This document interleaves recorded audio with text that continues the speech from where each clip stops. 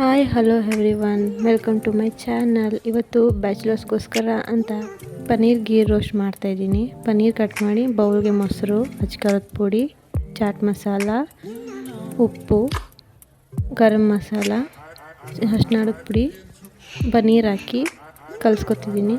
ಕಲಸಾಗಿ ಈರುಳ್ಳಿ ಕಟ್ ಮಾಡಿ, tomato cut ಮಾಡಿ, ಒಂದು ಬೌಲ್ಗೆ ಎಣ್ಣೆ, ಪನ್ನೀರನ್ನ ರೋಸ್ಟ್ ಮಾಡ್ತಾಯಿದ್ದೀನಿ.